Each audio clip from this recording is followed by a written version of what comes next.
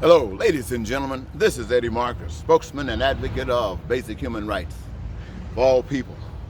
I'm here in this wonderful city, my hometown, called Itta Bena, Mississippi, one more time. When I come here, I'm reminded about the past and how wonderful this city used to appear. The heart of it might have been kind of wicked, as all things seem to be, but it appeared to be a progressive city. And now the years have passed, and you can look at the city, and the city looks like me if you compare me to yesterday. But it can be beautiful. It can be healthy, as I could be healthy if I took care of myself, if we took care of our city.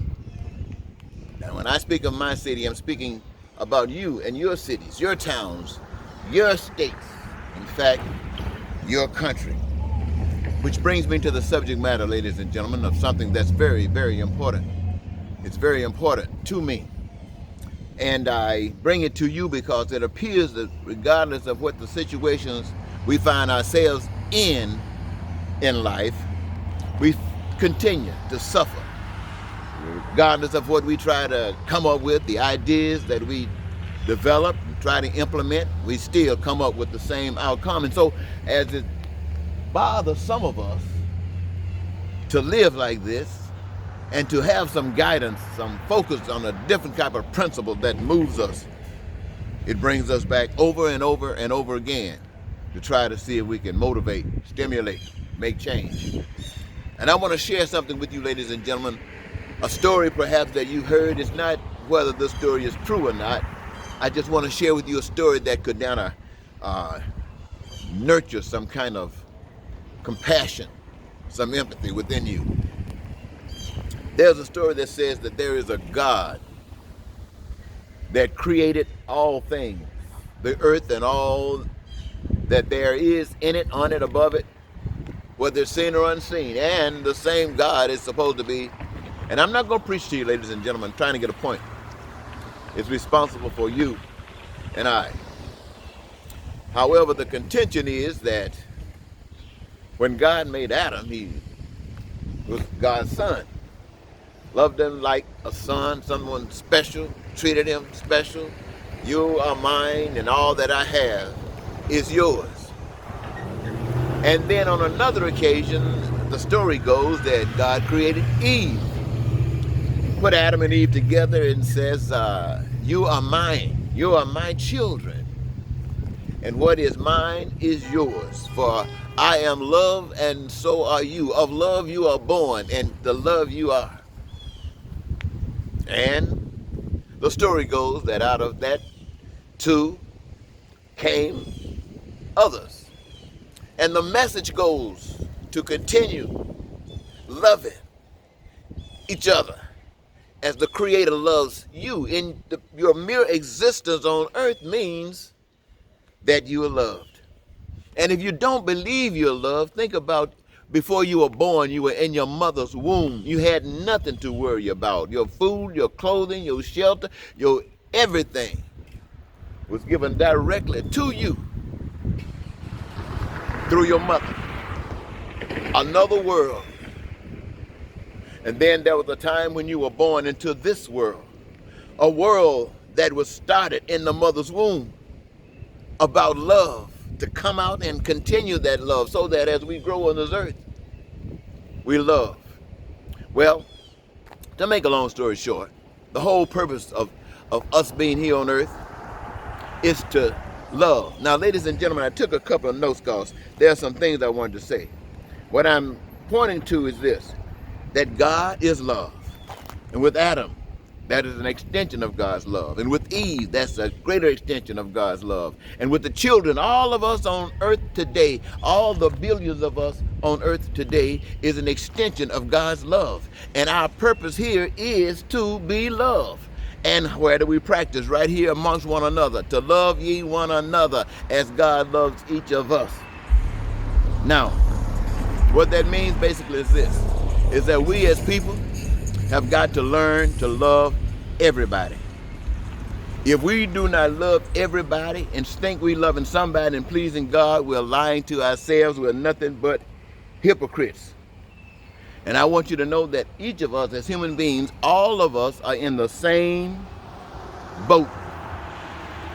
We are all in the same boat. And what is the name of that boat? That boat is called lost. We are all lost. From that individual that we have recognized and think is the most evil and the most hated individual on earth. From that one right there, he's on the boat of lost, or she's on the boat of lost, to the one that you think is so nice, to the one that you think is so uplifting, so upstanding, so righteous, the one that you think meets all of these criteria, from the most evil one to this one, every last one of you are on the boat called lost. You hear me, ladies and gentlemen? You're on a boat called lost. Why? Because you don't know love. God is love. To know love is to know God, and the evidence follows. What that means? That means that if we as humans live on this earth and we know God, there will be no pain and suffering amongst our brothers and sisters. Why? Because it is our duty, it is our responsibility to be an enlightenment to that mess of darkness, to groove it out of the way. And as long as there is any pain and suffering of this sort on the face of the earth, every last one of us on this earth is guilty and falls short of the love of God. Let me say that to you again, because everybody walking around here trying to act like they so holy. They going to heaven, they mother and dad is in heaven. They were so good, they preached, they taught, they gave to charity, and now they sitting up in heaven. Let me tell you something, ladies and gentlemen. I don't know who fed you that stuff, but I tell you something. I wouldn't buy it. I would not buy it for nothing. It looks like you're looking for something for nothing. Looking for something for nothing. If you think you should be in heaven, prove that you deserve it. How do you prove that you deserve it? By creating it. If you think you should be in heaven, then get busy and start creating heaven. Get busy and start creating heaven. If you ain't busy trying to create heaven, how you think you going there? Why would you? Don't nobody want you there. Nobody in heaven wants you there if you're not qualified to be there. I mean, don't nobody want you in a real job that requires some technical skills and stuff that you don't have, but you lied, got through the scheme, and now you on the job. What you think gonna happen? Yeah, same thing happen in heaven. Well, let's see. I got here, God is love. One of our missions is to learn to love. I think I talked about that, as God is love. We are to learn to love each other wholeheartedly, like it hurts. We become protectors of one another. And yes, we created our heaven. And somebody said Jesus was coming back. Somebody said he's coming back at a church without spot or wrinkle. What that mean? That means when you perfect yourself. Why would Jesus come back? Been here when we were not perfected. He was been here, you say, the book says, he's been here when we were not perfected. What are you coming back for again? He gave us the message. Now we want him. Bring him back and let him live in our spirit. Let him live in our lives, and let our lives transcend that old ignorance that we used to have, and let it reflect that Jesus that we say we love and that we want so much. And let us become that Jesus, all of us collectively together, express that love of God, that thy will be done on earth as it is in heaven. And if Jesus decides to ride a cloud and come on back down here, right on with Jesus. But if Jesus decides not to come back this way, right on with Jesus. So ladies and gentlemen, I think I'm giving you this message today to tell you that y'all looking at the Republicans and you're looking at Donald Trump as being some evil people, and they are. Democrats, I want you to know the Republicans are looking at you as you some evil people. And you are. And to the church, the world is looking at you as nothing but a big hypocrite. That's what the church see you as. I mean, that's what the world see you as. And you know why? Because that's what you are. All of America and all of the people of the world I don't care what position you got. I don't care what race you are. I don't care what gender you are. I don't care how old you are or how young you are. We are all on a ship called Lost.